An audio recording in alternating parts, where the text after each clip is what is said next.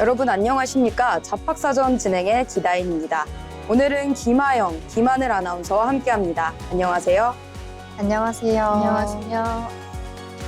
오늘 아침 눈을 뜨고 하루를 시작하시면서 혹시 새롭게 알게 된 기분 좋은 소식이나 사실이 있으신가요?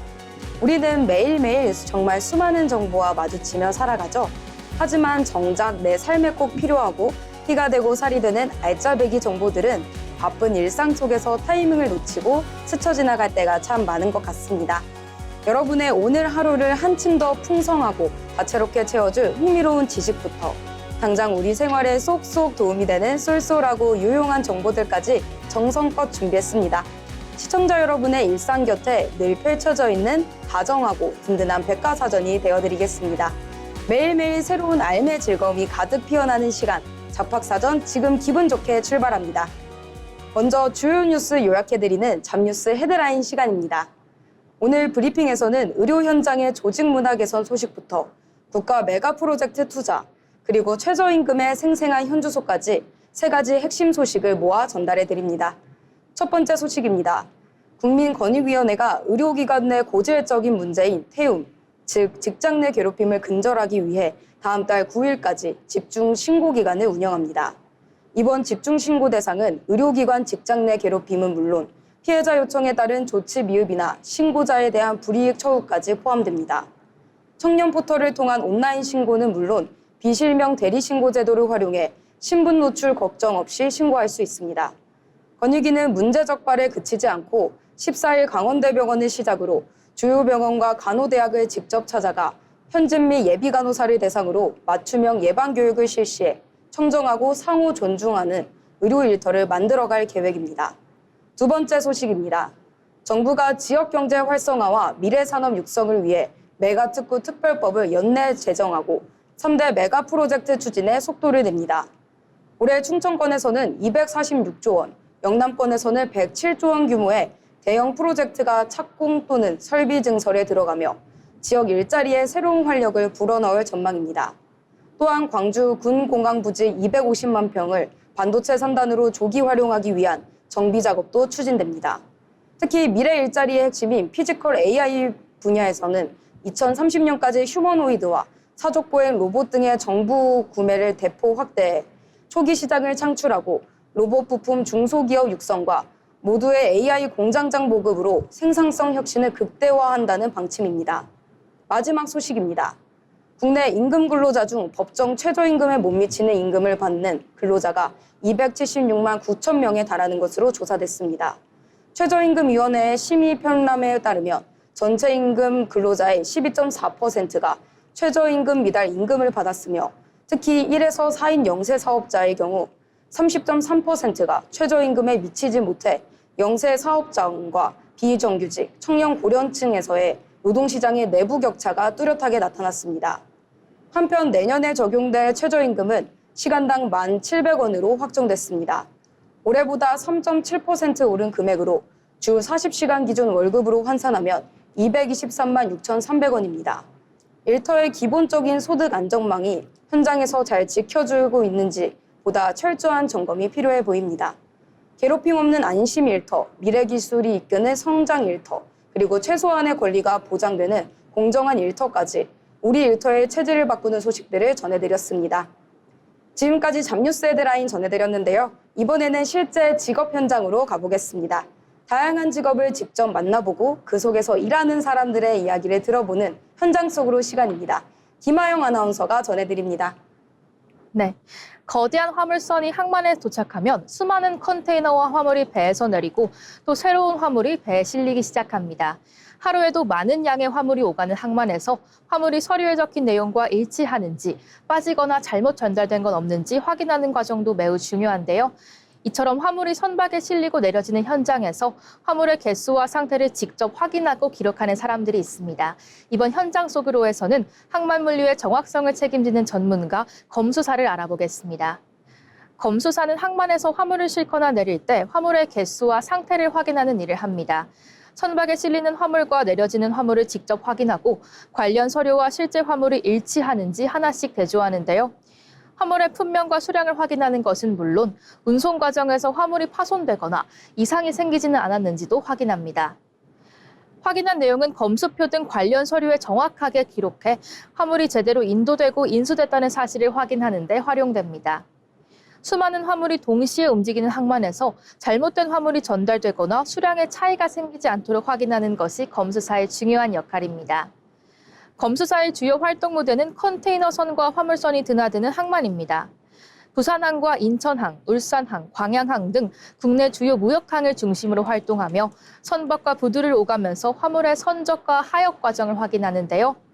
항만에는 검수사와 함께 검량사와 감정사라는 전문가도 함께 활동하고 있습니다.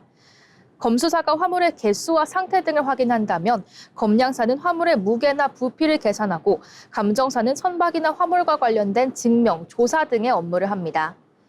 업무에는 차이가 있지만 모두 수출입 화물이 오가는 현장에서 원활한 항만 운송을 돕는 역할을 하고 있습니다. 그렇다면 검수사가 되려면 어떤 준비가 필요할까요? 검수사는 국가에서 관리하는 전문 자격으로 자격시험에 합격한 뒤 정해진 절차에 따라 등록해야 검수사가 될 수 있습니다. 시험은 1차 필기시험과 2차 면접시험으로 진행되는데요. 항만 운송과 화물에 관한 전문적인 지식뿐만 아니라 실제 현장에서 업무를 정확하게 수행할 수 있는 판단력과 책임감도 중요합니다. 특히 많은 화물의 정보를 확인하고 기록해야 하는 만큼 작은 차이를 놓치지 않는 꼼꼼함과 집중력이 필요하고 선박의 입수량 일정에 따라 업무가 이루어지는 항만 현장의 특성을 이해하는 것도 정말 중요합니다. 우리나라 수출입 물류의 상당 부분이 오가는 항만. 수많은 화물이 빠르게 이동하는 현장에서 화물을 목적지까지 보내는 것만큼 정확한 화물이 제대로 오갔는지 확인하는 것도 매우 중요합니다. 화물이 배에 실리는 순간부터 다시 부두에 내려오기까지 현장에서 직접 확인하고 기록하며 항만 물류의 정확성을 지키는 사람들. 오늘은 수출입 화물의 이동을 가장 가까운 곳에서 확인하는 검수사를 만나봤습니다. 지금까지 현장 속으로였습니다. 네, 수많은 화물이 오가는 거대한 항만에서 물류의 정확성을 지키기 위해 묵묵히 발로 뛰는 검수사분들의 가치 있는 노고를 생생하게 확인할 수 있었습니다. 눈에 잘 띄지 않는 곳에서도 꼼꼼한 눈과 책임감으로 대한민국 수출입의 신뢰도를 높여주는 숨은 물류 전문가들의 땀방울에 깊은 감사를 보내게 됩니다. 다음은 지금 바로 활용할 수 있는 실질적인 취업 정보를 전해드리는 오늘의 잡정보 시간입니다. 김하늘 아나운서가 전해드립니다. 직장인이라면 실업과 이직에 대비해 고용보험에 가입하는 것이 익숙하실 텐데요. 그런데 모든 일하는 사람이 똑같이 고용보험의 보호를 받는 것은 아닙니다. 특히 회사나 직접 근로계약을 맺기보다 개인사업자 형태로 일하는 노무제공자의 경우에는 직종이나 계약 형태에 따라 고용보험을 적용받는 여부가 달라지기도 하는데요. 최근에는 이런 격차를 줄이기 위한 제도 변화가 추진되고 있다고 합니다. 오늘은 달라지는 고용보험의 적용 범위와 새롭게 보호받게 되는 사람들에 대해 살펴보겠습니다. 고용노동부는 지난 7월 22일 고용보험법 시행령 개정안을 입법 예고했습니다. 현재 노무제공자 가운데 고용보험이 적용되는 직종은 19개인데요. 여기에 보험설계사와 강사, 택배기사, 신용카드 회원 모집인 등 4개 직종의 적용 범위를 추가로 넓히는 방안이 추진되고 있습니다. 그렇다면 이렇게 적용 대상을 넓히게 된 배경에는 어떤 문제가 있었을까요? 대표적인 사례가 바로 방과 후 학교 강사입니다. 기존에는 초등학교에서 방과 후 강사로 일하면 고용보험과 산재보험이 모두 적용됐지만 타기관에서 비슷한 업무를 하는 강사는 산재보험만 적용되는 차이가 있었습니다. 비슷한 일을 하더라도 어떤 기관에서 일하느냐에 따라 사회보험 적용이 달랐던 것인데요. 이번 제도 개선은 이러한 차이를 줄이고 균등한 사회 안전망을 적용하기 위한 움직임이라고 볼 수 있겠습니다. 여기서 한 가지 더 주목할 점은 과거에는 회사에 소속되어 일하는 형태가 일반적이었다면 최근에는 플랫폼 노동이나 특수고용처럼 근로자와 개인 사업자의 경계에 있는 일자리가 등장하고 있다는 점입니다. 이렇게 일자리의 형태가 빠르게 다양해지면서 기존처럼 특정 직종에 따라 고용보험을 적용하는 방식만으로는 변화하는 일자리를 모두 담아내기가 어려워지고 있습니다. 이에 고용노동부는 앞으로 고용보험 적용 범위를 확대하는 방안을 함께 추진하겠다고 밝혔습니다. 고용보험은 실직했을 때 실업급여를 받을 수 있도록 하는 제도이지만 일하는 방식이 다양해지면서 누가 고용보험의 보호를 받을 것인지에 대한 기준이 달라지고 있습니다. 특히 비슷한 일을 하면서도 근무 형태에 따라 보험 적용이 달랐던 사례들이 점차 줄어들 수 있다는 점에서 큰 의미가 있을 것 같습니다. 앞으로는 회사에 소속된 정규직인지 개인 사업자인지만으로 일자리의 안전망을 구분하기보다는 얼마나 다양한 형태의 직업을 사회 안전망 안에 포함할 것인가가 중요한 과제가 될 것으로 보입니다. 빠르게 변화하는 일자리 환경에 맞춰 고용보험도 어디까지 확장될 수 있을지 지켜봐야겠습니다. 지금까지 오늘의 잡정보였습니다. 일하는 형태가 아무리 다양해지더라도 사회 안전망의 따뜻한 보호만큼은 모든 노동자에게 평등하게 닿아야 한다는 점을 다시금 느끼게 해준 소식이었습니다. 변화하는 노동 현장에 발맞춰 한층 더 촘촘해진 고용보험처럼 우리 사회에서 일하는 분들 누구나 안심하고 땀 흘릴 수 있는 환경이 널리 확대되기를 기대해 봅니다. 세상에는 우리가 아직 잘 알지 못하는 다양한 직업들이 존재하는데요. 새롭게 떠오르는 직업과 앞으로 주목해야 할 미래 직종을 살펴보는 시간, 직업의 세계 조희은 아나운서가 전해드립니다. 시간이 흐르면서 자연스럽게 훼손되거나 전쟁과 화재 같은 재난으로 모습을 잃어버린 문화재들이 있습니다. 그런데 최근에는 사라진 문화재의 모습을 디지털 기술로 되살리는 사람이 생겨났습니다. 오늘 직업의 세계에서는 역사 속에 잠든 문화유산을 디지털 기술로 되살리는 전문가, 문화재 디지털 복원가에 대해 알아보겠습니다. 문화재 디지털 복원이란 실제로 훼손된 문화재를 직접 복원하는 것은 아닙니다.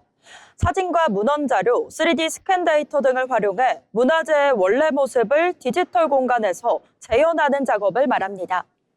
100여 년 전 철거된 도니문이나 불타 사라진 황룡사 구축 목탑처럼 지금은 볼 수 없는 문화재도 남아있는 기록을 바탕으로 과거의 모습을 3차원으로 되살려내는 겁니다. 이들은 먼저 문화재의 형태와 구조를 분석하고 사진과 도면, 역사 기록 등 다양한 자료를 수집합니다. 이후 3D 모델링이나 그래픽 기술을 활용해 건축물과 유물의 형태를 디지털로 재현하고 필요하다면 당시의 색상과 재질, 그리고 주변 환경까지 구사합니다. 특히 중요한 것은 그럴듯하게 만드는 것과 역사적 사실을 재현하는 것은 다르다는 점인데요. 자료가 부족한 부분은 어디까지가 사실이고 어디부터가 추정인지 구분해야 하기 때문에 역사학과 고고학에 대한 이해는 물론 3D 기술과 디지털 콘텐츠 제작 능력까지 필요합니다. 그렇다면 이 직업을 갖기 위해서는 어떻게 해야 할까요? 문화재학이나 고고학, 역사학을 비롯해 디지털 콘텐츠와 3D 그래픽 관련 지식을 갖추는 것이 도움이 됩니다. 특히 3D 모델링과 그래픽 프로그램을 다룰 수 있는 능력과 함께 문화재의 형태와 시대적 특징을 분석하는 역량도 중요합니다. 무엇보다 복원 과정에서 임의로 상상에 채워넣기보다는 객관적인 자료를 바탕으로 최대한 정확하게 재현하는 세심함과 또 책임감이 많이 필요한 직업입니다. 앞으로의 전망도 주목할 만합니다. 문화유산을 디지털 데이터로 보존하려는 움직임이 확대되면서 3D 스캔과 가상현실, 증강현실 같은 기술을 활용한 문화재 디지털화 사업도 활발해지고 있기 때문인데요. 특히 디지털 복원 기술은 실제 문화재를 보존하는 데 그치지 않고 가상 박물관이나 온라인 전시, 또 교육 콘텐츠와 관광 콘텐츠 등 다양한 분야로 활용 범위를 넓혀갈 수 있습니다. 한 번 사라진 문화재는 시간을 되돌리지 않는 한 완전히 되살아나기는 어렵습니다. 하지만 디지털 기술을 활용한다면 우리가 직접 볼 수 없었던 과거의 모습을 새로운 방식으로 만나볼 수 있습니다. 역사적 기록과 첨단 기술을 연결해 사라져가는 문화유산의 가치를 미래로 전달하는 전문가, 문화재 디지털 복원가에 대해 알아봤습니다. 지금까지 직업의 세계였습니다. 네, 차가운 디지털 기술과 따뜻한 역사가 만나 사라진 과거의 숨결을 우리 눈앞에서 다시 생생하게 그려내는 과정이 무척 흥미롭게 다가옵니다. 시공간의 제약을 넘어 소중한 문화유산의 가치를 미래 세대까지 생동감 있게 이어주는 이들의 역할이 앞으로 더욱 빛을 발하기를 기대해 봅니다. 네, 다음은 직장인들의 팍팍한 일상에 사이다를 부어드리는 시간. 공감 200% 오피스 밸런스 게임 잡토크 시간입니다. 요즘 날씨 정말 무섭죠? 찜통더위에 국지성 호우까지 겹치면서 불쾌 지수가 하늘을 찌르고 있는데요. 이렇게 날씨가 험악할 때 직장인들이 가장 고통받는 시간이 언제일까요? 네, 바로 출퇴근길입니다. 만원 지하철에서 남의 땀방울을 내 어깨로 닦아내며 출근하다 보면 내가 진짜 이렇게까지 돈을 벌어야 하나 현타가 세게 오기도 하죠. 그래서 오늘 잡토크에서는 아주 현실적이고 매운맛인 밸런스 게임을 준비해봤습니다. 이름하여 통장의 평화냐, 심신의 평화냐. 조건은 이렇습니다. 연봉 1,000만 원을 더 받고 출퇴근 왕복 4시간 거리를 다닐 것인가? 아니면 연봉 1,000만 원을 포기하고 도보 15분 거리의 회사를 다닐 것인가입니다.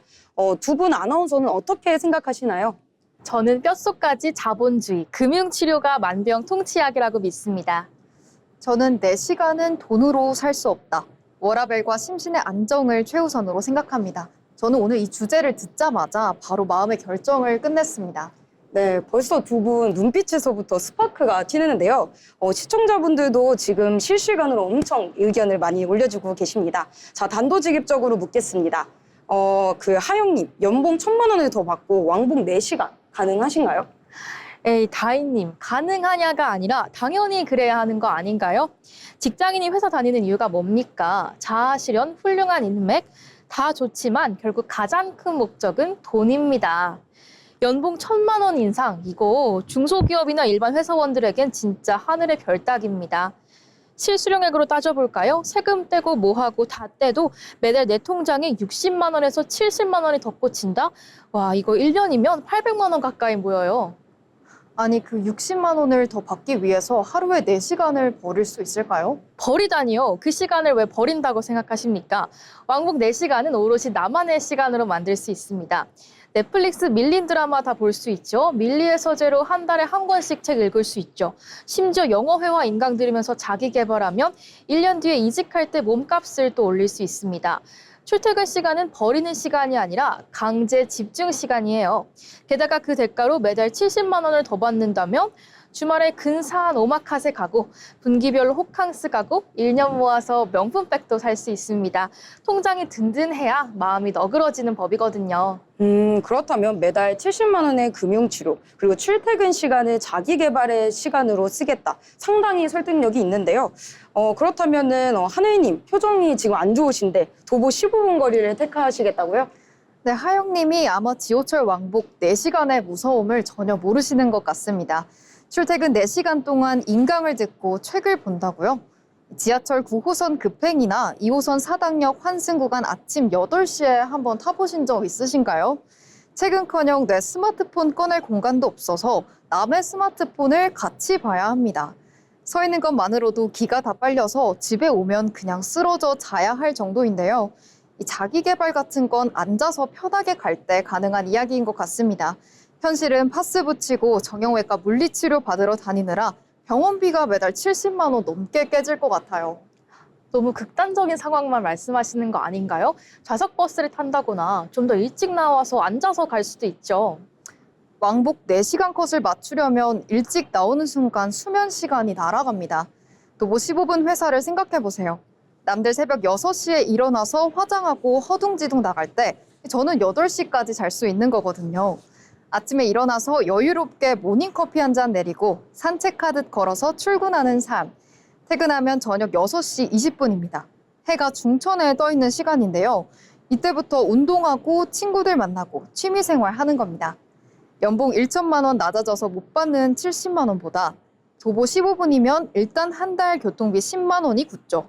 출퇴근 스트레스 없으니 홧김에 쓰는 쇼핑값도 굳을 것 같은데요. 퇴근하고 남는 시간에 부업 뛰어서 50만 원 더 벌면 됩니다.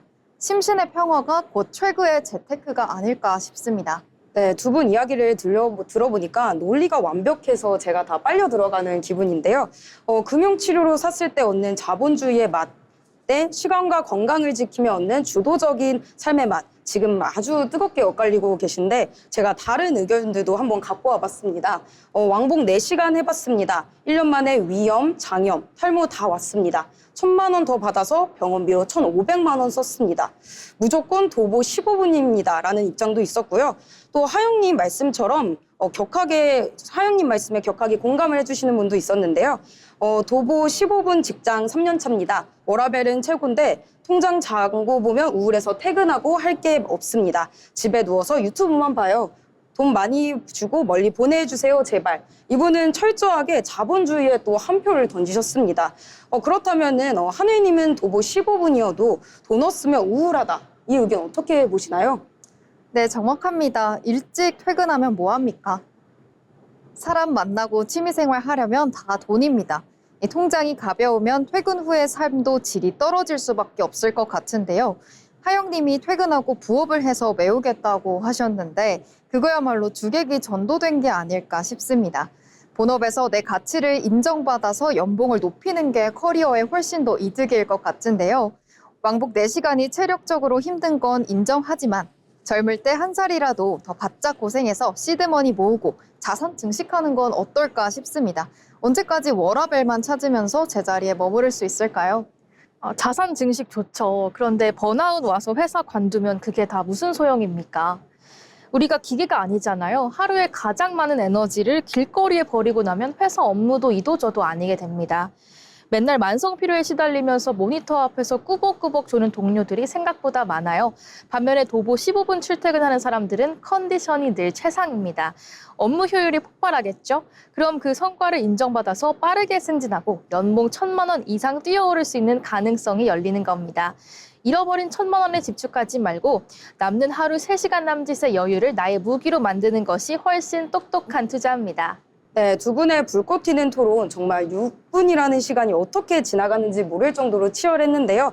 저도 사실 방송 들어오기 전까지는 그래도 1,000만 원이 어딘데 싶었다가 또 하영님의 시간은 부업으로 메꾸고 교통비는 아끼면 된다는 논리에 또 흔들리기도 했습니다. 정리해보자면 연봉 1,000만 원과 왕복 4시간의 조합은 묵직한 경제적 보상을 통해 미래를 도모하겠다는 현실주의적 생존 전략이라고 볼 수 있겠습니다.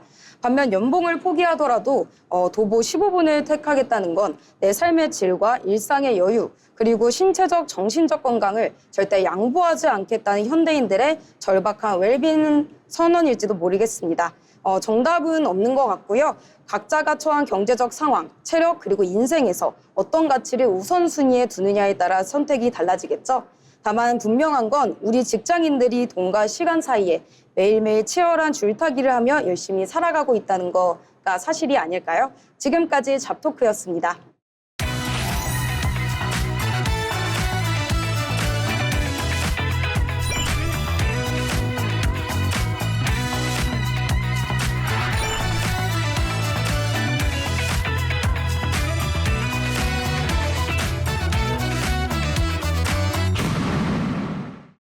이렇게 빠르게 사회가 변화하고 있지만 그 와중에도 묵묵히 자신의 길을 걸어가는 사람들이 있습니다. 평범하지만 특별한 일을 하는 사람의 인생 이야기, 자빈 스토리를 박재민 아나운서가 전해드립니다. 네, 다양한 사람들의 삶과 직업을 통해 이야기를 전해드리는 시간, 자빈 스토리입니다. 오늘의 주인공을 이야기할 때면 늘 따라붙는 수식어가 있는데요. 국내 최초, 여학생을 받지 않았던 학과에 들어가 결국 대한민국 민간항공 역사상 첫 여성 기장이 된 조종사가 있습니다. 2008년 11월 대한항공 보잉 737 기장으로 임명되며 60년 민간항공 역사에 새로운 이름을 남겼고 지금까지도 현직에서 하늘을 누비며 조종사를 꿈꾸는 후배들의 귀감이 되고 있는데요. 오늘 만나볼 인물은 대한민국 여성 조종사의 첫 발자국을 남긴 사람, 대한항공 기장 홍수인입니다. 홍수인 하면 지금은 국내 최초 여성 기장이라는 타이틀이 먼저 떠오르지만 그가 꿈을 품었던 순간은 오히려 막막함에 가까웠는데요. 어릴 적부터 하늘을 동경했던 그는 하늘과 가장 가까이 있을 수 있는 직업이 조종사라는 생각에 막연히 조종사를 꿈꾸었는데요. 문제는 당시 국내 민간항공사에는 여성 조종사가 단 한 명도 없었고 여성이 조종사가 될 수 있는 통로 자체가 마련되어 있지 않았다는 점입니다. 한국항공대학교 항공운항과 역시 당시엔 여학생을 뽑지 않았습니다. 그럼에도 홍수인은 조종사가 되겠다는 마음 하나로 항공통신정보공학과에 입학해 꿈을 놓지 않았습니다. 졸업 후에는 한 대기업에 취업했지만 끝내 하늘에 대한 미련을 접지 못했는데요. 그리고 대한항공 조종훈련생 과정에 도전한 끝에 2008년 11월 마침내 보잉 737 기장 임명장을 받아들게 됩니다. 국내 민간항공 60년 역사상 첫 여성 기장의 탄생이었습니다. 여성이 한 명도 없던 조종석에 처음 앉는다는 것은 곧 모든 시선이 자기에게 쏠린다는 의미이기도 했습니다. 자기가 여자가 기장이 될 수 있겠어? 라는 걱정 섞인 시선, 그리고 유일한 여성이라는 이유로 쏟아지던 과도한 관심까지 홍수인은 이를 성차별이라고 보기보다는 낯선 존재에 대한 관심으로 받아들이며 묵묵히 비행을 이어갔습니다. 하지만 홍수인 기장이 만든 변화는 자신이 첫 번째가 됐다는 사실에서 끝나지 않았는데요. 그가 조종석에 앉은 이후 여성도 기장이 될 수 있다는 사실이 눈으로 증명되기 시작했습니다. 실제로 시간이 흐르며 대한항공을 비롯한 여러 항공사에서 여성 조종사의 수가 꾸준히 늘어났고 한때 당연하게 여겨졌던 우려와 편견도 서서히 옅어지기 시작했습니다. 홍수인 기장은 이를 두고 대한항공 역사의 절반가량을 자신이 함께 해온 셈이라고 돌아보며 이제는 조종사가 되는 데 있어 여성이라는 이유로 힘든 점은 없어졌다고 말합니다. 다만 남은 것은 그 자리에 오르기까지 필요한 시간과 노력, 그 자체일 뿐이라고 덧붙였습니다. 그렇게 오랜 시간 하늘 위에서 살아온 홍수인 기장에게도 땅 위의 삶은 결코 만만치 않았는데요. 같은 조종사인 남편의 이해와 응원 속에도 비행으로 집을 비우는 시간이 길어질수록 아이에게 느끼는 미안함은 쉽게 사라지지 않았다고 합니다. 그럼에도 엄마 일 그만두고 늘 같이 있을까라는 질문에 매번 아니라고 대답하는 딸을 보며 일을 하는 하루하루를 행복으로 여기게 됐다고 하는데요.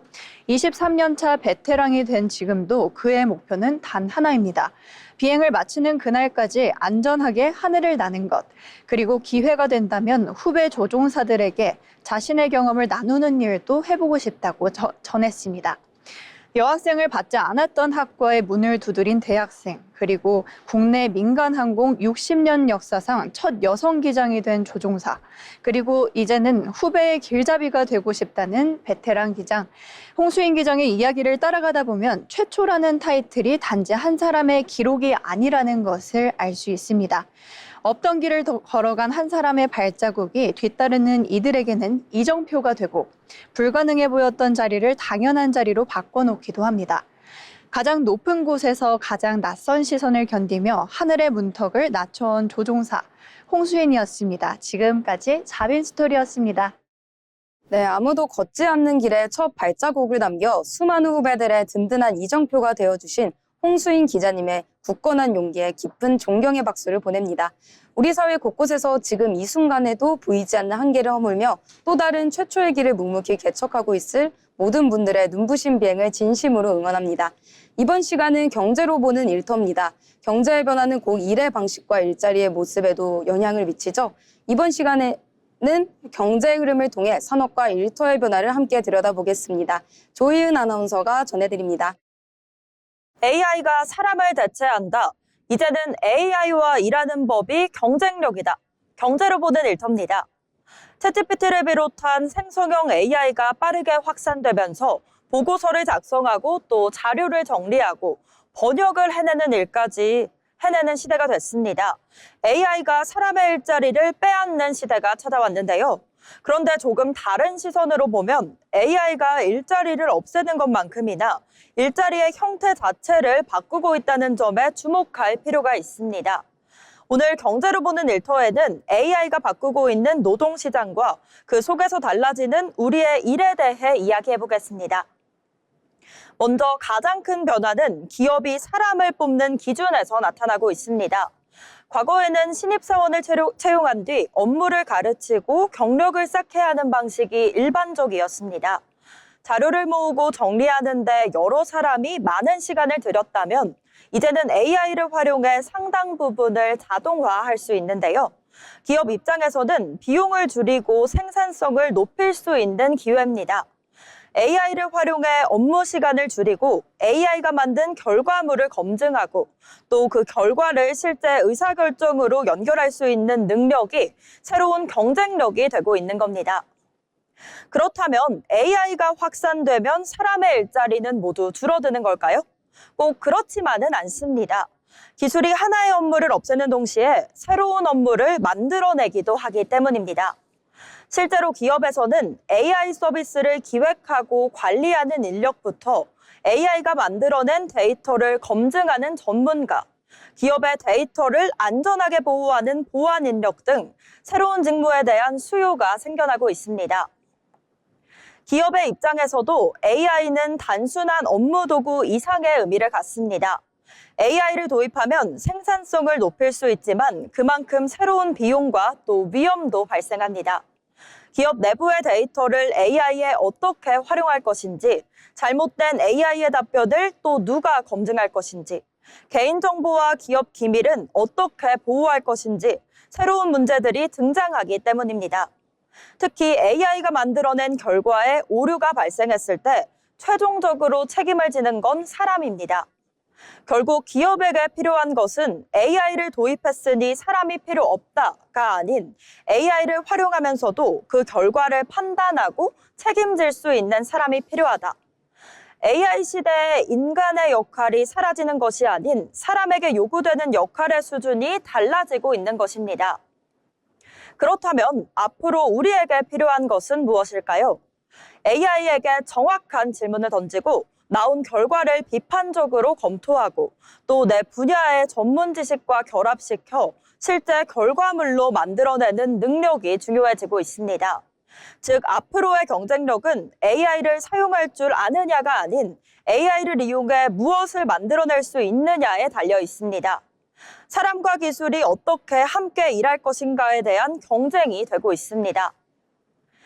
AI가 일자리를 빼앗을 것이라는 불안은 어쩌면 당연한 반응일 겁니다. 하지만 기술의 역사를 돌아보면 새로운 기술이 등장할 때마다 사라지는 일이 있는 동시에 또 새롭게 생겨나는 일도 있습니다. 중요한 것은 AI와 경쟁해서 이기는 것이 아닌 AI가 잘할 수 있는 일과 사람이 잘할 수 있는 일을 어떻게 나눌 것인가인데요. 결국 미래의 일터에서 필요한 것은 AI를 두려워하지 않는 사람이 아닌 AI를 자신의 능력으로 만들어낼 수 있는 사람인 것 같습니다. 지금까지 경제로 보는 일터였습니다. 네, 막연하게만 느껴졌던 AI에 대한 두려움이 조금은 거치는 기분입니다. 피할 수 없는 기술의 흐름이라면 AI를 내 일자리를 위협하는 경쟁자가 아닌 나의 업무 능력을 한층 끌어올려줄 든든한 보조 동료로 맞이하는 지혜가 필요한 시점인 것 같습니다. 네, 이번 시간은 통계와 데이터를 통해 우리 노동시장의 변화와 현실을 짚어보는 데이터로 본 일터 시간입니다. 최근 직장인들의 일하는 시간에도 변화가 나타나고 있습니다. 주 5일 40시간이라는 익숙한 근무 방식에서 벗어나 근무 시간을 줄이는 기업들이 하나둘 늘어나고 있는데요. 하영 아나운서, 실제 기업 현장에서는 어떻게 노동 시간이 달라지고 있나요? 네, 올해 정부가 처음 시행한 워라밸 플러스 4.5 프로젝트를 통해서도 이런 변화를 확인할 수 있습니다. 이 사업은 노사 합의를 통해 임금 감소 없이 주 4.5일제 등으로 실제 노동 시간을 줄이는 중소기업을 지원하는 사업인데요. 당초 올해 참여 목표는 220개 기업이었지만 6월 말 기준 224개 기업이 참여하면서 상반기에 이미 연간 목표의 101.8%를 달성했습니다.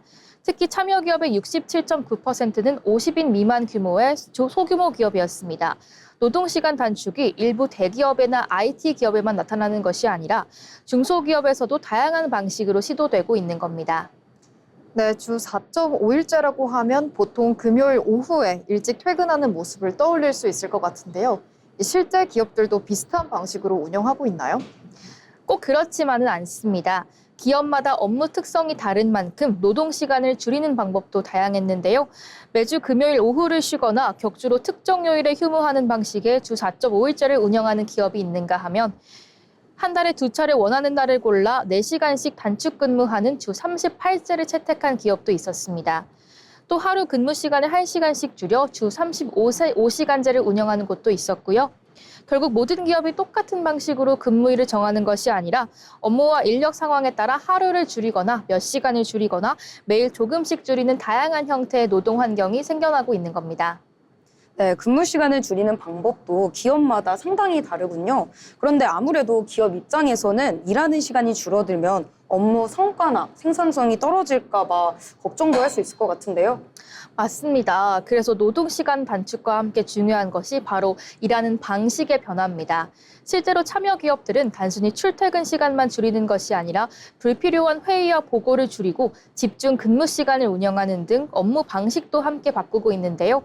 핀테크 기업 와이어 바알리의 경우 주 38시간제를 도입하면서 불필요한 보고와 회의를 줄이고 집중 근무 시간을 운영했습니다. 그 결과 전년과 비교해 이직자는 75% 감소했고 신규 채용은 200% 증가한 것으로 보였습니다. 노동 시간을 줄이는 것이 직원 복지에만 머무르는 것이 아니라 새로운 인재를 확보하고 유지하는 하나의 방법으로 활용되고 있는 겁니다. 네, 일하는 시간 자체를 줄이는 대신에 같은 시간 안에서 얼마나 효율적으로 일하느냐가 더 중요해지고 있다는 이야기군요. 그렇다면 이런 변화가 앞으로 더 많은 일터로 확산될 가능성도 있을까요? 네, 그렇습니다. 정부도 올해 노동시간 단축 시간을 시작으로 기업별로 적용할 수 있는 다양한 모델을 확대한다는 계획인데요. 특히 노동시간을 줄이면서 생산성을 유지할 수 있도록 AI 등 기술 도입을 확대하고 업무 프로세스를 다시 설계하거나 직업 훈련을 제공하는 방식으로 기업의 변화를 지원할 예정인데요. 정부는 장기적으로 우리나라의 연간 노동시간을 OECD 평균 수준인 1,700시간대까지 단계적으로 낮추는 작업을 계획하고 있습니다. 결국 노동시간 단축의 핵심은 단순히 덜 일하는 것이 아니라 같은 업무를 더 효율적으로 처리하면서 일하는 시간을 줄일 수 있는 구조를 만드는 데 있다고 볼 수 있습니다. 네, 주 4.5일제부터 주 38시간제, 주 35시간제까지 일하는 시간의 모습도 점차 다양해지고 있는데요.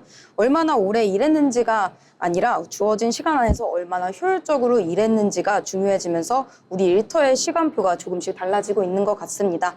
그럼 이어서 하늘 아나운서 다음은 어떤 데이터를 살펴볼까요? 네, 최근 고용시장을 보면 조금 흥미로운 흐름이 나타나고 있습니다. 전체 취업자 수가 다시 증가하면서 고용이 회복되는 모습을 보이고 있는데요. 그런데 연령대별로 살펴보면 모든 세대가 같은 흐름을 보이는 것은 아닙니다. 오늘 데이터로 본 일터에서는 전체 고용시장의 회복 속에서 청년 일자리가 어떤 변화를 보이고 있는지 함께 데이터로 살펴보겠습니다. 네, 최근 전체적인 고용 상황이 회복되고 있다는 이야기가 나오고 있네요. 그럼 실제로 취업자 수에도 변화가 있나요? 네, 고용노동부가 발표한 6월 고용 동향을 보면 전체적인 고용 시장에서는 긍정적인 변화가 나타났습니다. 6월 취업자는 지난해 같은 달보다 6만 3천 명 증가했는데요. 지난 5월 감소했던 취업자 수가 한 달 만에 다시 증가세로 돌아선 겁니다. 15세에서 64세까지의 고용률도 70.2%를 기록했습니다. 취업자 수의 고용률과 함께 보면 전체적인 고용 시장이 다시 회복되는 흐름을 볼 수가 있습니다. 그렇다면 청년층의 고용 상황도 함께 좋아지고 있다고 볼 수 있는 걸까요? 사실 데이터만 보면 꼭 그렇지만은 않습니다. 6월 청년 고용률은 43.9%로 1년 전보다 1.7포인트 하락했는데요. 전체 취업자는 증가했지만 청년층에서는 고용률이 오히려 낮아진 겁니다. 여기에 한 가지 눈여겨볼 변화가 있습니다. 구직 활동을 하지 않는 쉬었음 청년이 5개월 연속 감소한 것으로 나타난 건데요. 청년들의 구직 의지가 조금씩 회복되는 흐름은 나타나고 있지만 실제 고용률과 취업자 수는 여전히 감소하고 있는 상황으로 해석할 수 있겠습니다. 결국 청년들이 다시 일자리 시장으로 가려는 상황과 실제 취업으로 이어지는 상황 사이에는 아직 간극이 존재하는 것으로 볼 수 있겠습니다. 네, 전체 취업자는 늘었는데 청년 취업자는 줄었다는 점이 눈에 띄는데요. 연령별로도 차이가 있나요? 네, 맞습니다. 연령별로 살펴보면 세대에 따라 고용 흐름이 확연히 달랐습니다. 특히 20대에서는 취업자가 크게 감소한 반면 60세 이상에서는 오히려 증가세가 나타났는데요. 이외에도 연령대별로 서로 다른 방향의 변화가 나타났습니다. 전체 고용률은 올랐지만 연령별로 들여다보면 어떤 세대에서는 일자리가 늘고 어떤 세대에서는 일자리가 줄어드는 이 고용의 온도차가 뚜렷하게 나타나고 있는 겁니다. 그렇다면 연령뿐 아니라 산업별로도 고용 상황에 차이가 있었을 것 같은데요. 네, 맞습니다. 산업별로 살펴봐도 고용에는 뚜렷한 차이가 나타났습니다. 특히 보건 사회복지 서비스업은 21만 4천 명이 증가하며 고용 확대를 이끌었습니다. 반면 제조업과 건설업에서는 취업자가 감소했는데요. 이처럼 최근 고용 증가는 모든 산업에서 고르게 나타나는 것이 아니라 산업별로 회복 속도의 차이가 나타나는 모습을 보여주고 있습니다. 이처럼 지금의 고용 시장은 어떤 세대와 어떤 산업에 속해 있느냐에 따라 체감하는 상황이 다른 모습을 보이고 있습니다. 네, 결국 취업자 수가 늘었다는 것만으로 고용 시장이 모두 좋아졌다고 보기는 어렵겠네요. 그렇다면 취업을 준비하는 분들은 이 데이터를 어떻게 받아들이면 좋을까요? 네, 오늘 본 데이터들 중에 특히 산업별로 서로 다른 흐름이 나타났다는 점에 주목하셔야겠습니다. 앞으로의 일터를 바라볼 때는 일자리가 얼마나 늘었는가에서 나아가서 누구의 일자리가 늘고 있는지를 함께 살펴볼 필요가 있겠습니다. 결국 취업을 준비하는 입장에서는 내가 관심 있는 분야의 일자리가 최근 어떤 방향으로 움직이고 있는지 데이터를 확인하는 것이 하나의 기준이 될 수 있겠습니다. 지금까지 데이터로 본 일터였습니다.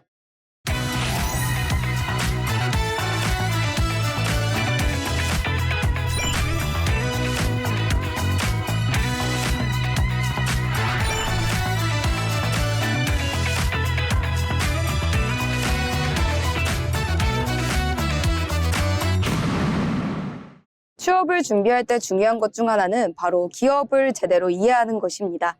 기업의 특징과 산업 트렌드를 살펴보는 시간, 기업사전 박재민 아나운서가 준비했습니다. 기업을 쉽고 흥미롭게 알아보는 시간, 기업사전입니다. 허리 부상을 회복하기 위해 혹은 불안을 다스리기 위해 매트 위에 올라섰던 두 친구가 있습니다.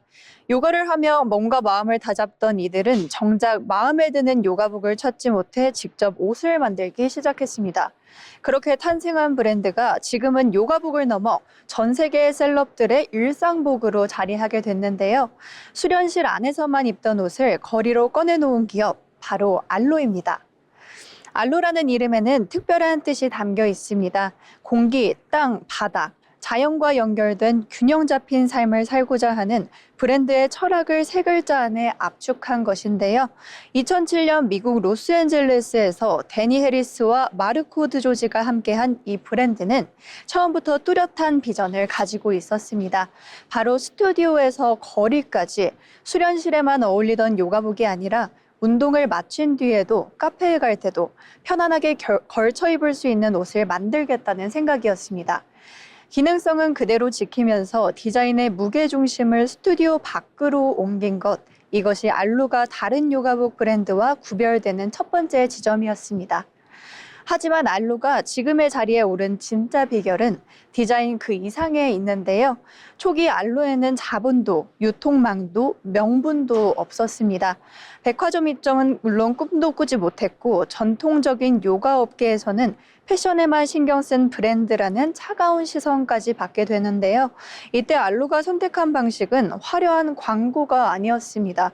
까다롭기로 소문난 요가 강사들에게 제품을 직접 보내며 현장으로부터 설득을 해 나갔는데요. 유명인을 앞세운 광고보다 이 옷을 진짜 입고 수련하는 사람들의 신뢰가 먼저다. 그렇게 쌓인 진정성은 시간이 흐르며 뜻밖의 방식으로 폭발적인 화제를 만들어냈습니다. 켄달 제너, 헤일리 비버, 벨라 하디드 같은 셀럽들이 일상 속 파파라치 사진에 알로를 입고 등장하기 시작한 겁니다. 브랜드가 먼저 내세우지 않아도 사람들이 스스로 알로를 찾아 입고 또 알아보는 상황이 만들어진 셈인데요. 알로의 확장은 옷에서 멈추지 않았습니다. 세계 최고의 요가 강사들과 함께 운동 콘텐츠를 제공하는 온라인 플랫폼 알로 무브스를 선보이며 옷을 파는 브랜드에서 라이프 스타일을 파는 브랜드로 영역을 넓혔습니다. 오프라인 매장 역시 단순한 판매 공간이 아닌데요. 알로는 매장을 생추얼이라고 부르며 그 안에 요가 스튜디오와 카페를 함께 마련해 옷을 사러 온 손님이 자연스레 수련하고 머무를 수 있도록 만들었습니다. 이러한 전략을 바탕으로 알로는 2022년 연매출 10억 달러를 돌파했고 경쟁 브랜드들이 한 자릿수 성장률에 머무는 동안 세 자릿수에 달하는 성장세를 이어가고 있습니다. 최근에는 서울 도산공원에도 매장을 열며 국내 팬들과도 본격적으로 마주하기 시작했는데요. 이런 알로는 묻습니다. 운동복이 운동하는 순간만을 위한 옷이어야 할까? 알로가 팔아온 것은 사실 레깅스 한 장이 아니라 매트 위에서 거리로 다시 일상으로 이어지는 하루 전체의 장면이었습니다. 부상과 불안을 다스리려 시작한 요가가 한 벌의 옷이 되고 신뢰가 되고 결국 라이프 스타일을 대변하는 브랜드로 자라난 이야기. 운동복이 삶의 언어가 될 수 있다는 것을 보여준 기업 알로였습니다. 지금까지 기업사전이었습니다. 네, 단순히 땀 흘리는 순간을 넘어 일상 속에서도 나를 돌보는 여유로운 태도를 잇는다는 말이 참 깊게 와닿습니다. 단순한 기능성을 넘어 내 삶의 방식과 철학을 온전히 대변해준다는 점이 수많은 사람들의 마음을 움직인 비결이 아닐까 싶네요.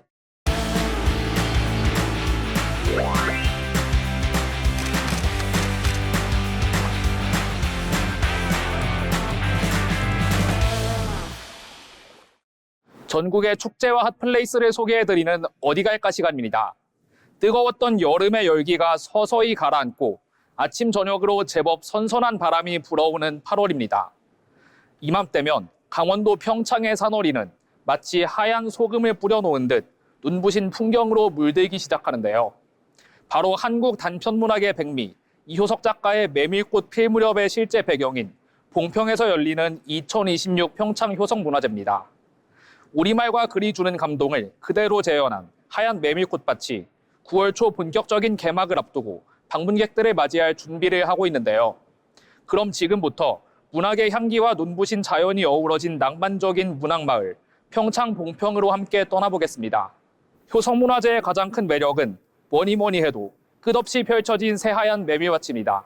축제장인 봉평면 일대에 들어서면 축구장 수십 개 넓이에 달하는 거대한 메밀꽃밭이 장관을 이루는데요. 초록빛 줄기 위로 팝콘처럼 톡톡 터진 새하얀 꽃잎들이 바람에 흔들릴 때면 마치 동화 속 한 장면에 들어와 있는 듯한 착각을 불러일으킵니다. 특히 이효석 선생의 소설 속 구절인 산허리는 온통 메밀밭이어서 피기 시작한 꽃이 소금을 뿌린 듯이 흐뭇한 달빛에 숨이 막힐 지경이다라는 문장이 그대로 눈앞에 펼쳐지는 놀라운 경험을 하실 수 있습니다. 맑은 공기를 마시며 섭다리를 건너고 메밀꽃 사이로 난 좁은 오솔길을 천천히 걷다 보면 일상의 스트레스는 어느새 하얀 꽃잎과 함께 날아가 버립니다. 낮에 메밀꽃밭이 눈부시게 화사하다면 밤에 메밀꽃밭은 신비롭고 서정적인 분위기를 자아냅니다.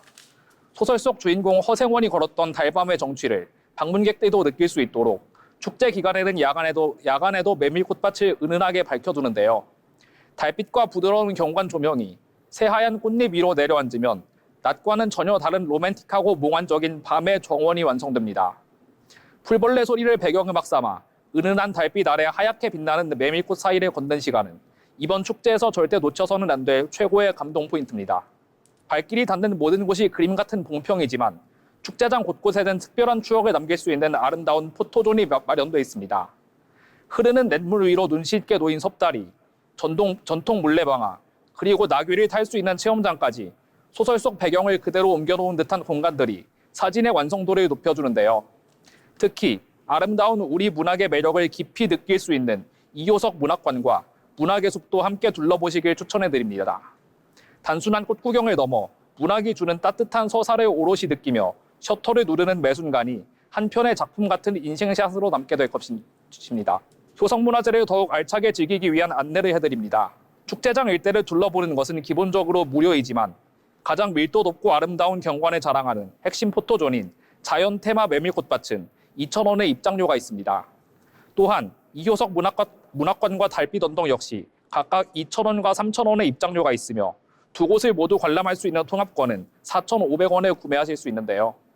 평창 군민이거나 만 65세 이상 어르신, 국가유공자 및 장애인분들은 관련 증빙 신분증을 지참하시면 할인 및 무료 입장이 가능하니 방문 전 꼼꼼히 챙겨주시기 바랍니다.